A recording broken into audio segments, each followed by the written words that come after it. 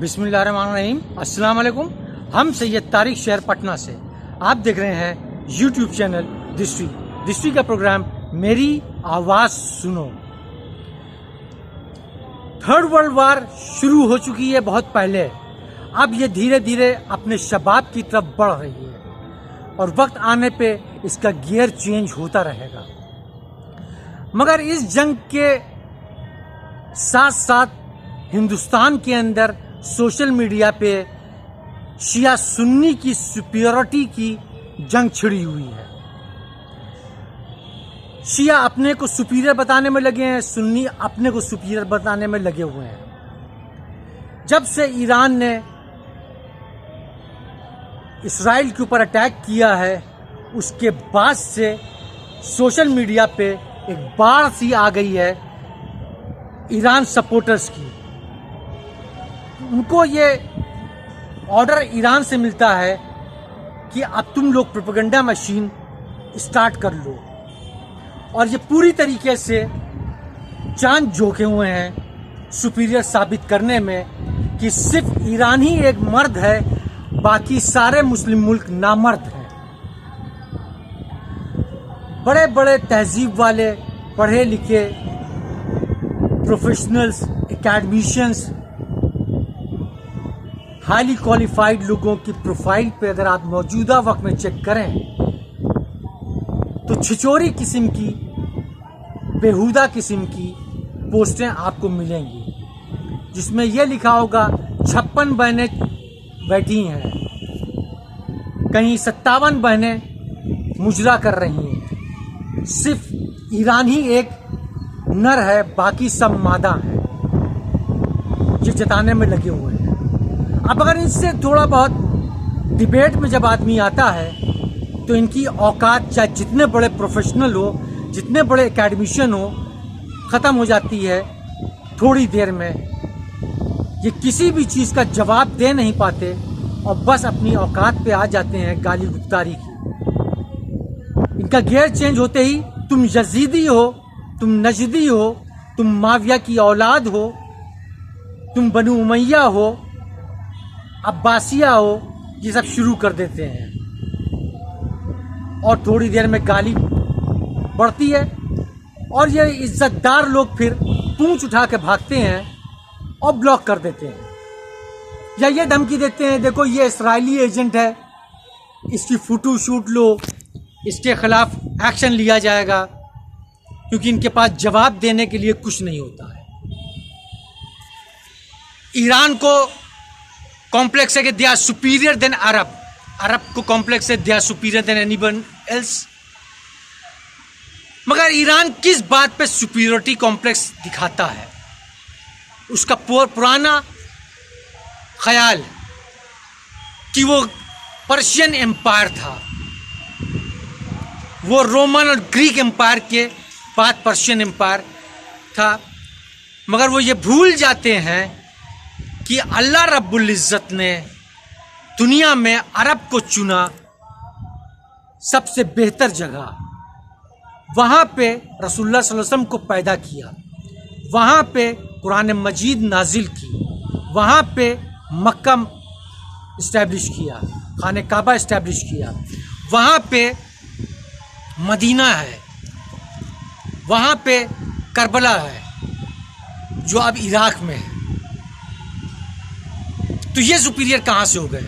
अल्लाह ने तो सुपीरियर अरब को चुना था, ये तो रसूलुल्लाह सल्लल्लाहु अलैहि वसल्लम की सदारत में रसूलुल्लाह सल्लल्लाहु अलैहि वसल्लम के सहाबा ने इन ग्रीक, रोमन और पर्शियन एम्पायर को जूता पीट पीट के उल्टा लटका दिया और इनके सारे एम्पायर को रौंद डाला। और ये बाद में धीरे धीरे इस्लामिक तबलीग से मुतासिर होकर के मुसलमान हुए। कुछ इसमें अच्छे मुसलमान, कुछ इसमें फितना, कुछ बुग़्ज़ी जिनके दिल में अभी भी हसद है, बुग़्ज़ है रसूलुल्लाह सल्लल्लाहु अलैहि वसल्लम के ख़िलाफ़ और अरब के ख़िलाफ़। आज भी उनके अंदर वो आग ज़िंदा है, वो गाए बगाए सऊदी को बेइज्जत और बदनाम करने में निकालते रहते हैं। ये अपने आप को हुसैनी कहते हैं, ये अपने आप को हसनी कहते हैं, हसनी तो कभी नहीं बोलते, हुसैनी ही बोलते हैं, और ये अपने आप को शियाने अली बोलते हैं। इस्लाम के 2 टुकड़े रसूलुल्लाह सल्लल्लाहु अलैहि वसल्लम के फ़ौरन बाद करने वाले यही लोग थे और कोई नहीं।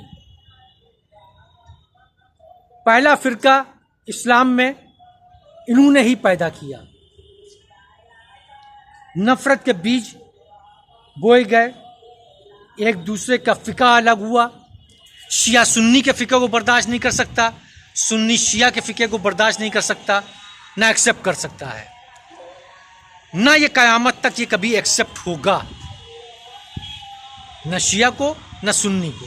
और क़यामत तक ये जंग चलती रहेगी शिया सुन्नी की, हम सुपीरियर इसी में लड़ते रहेंगे।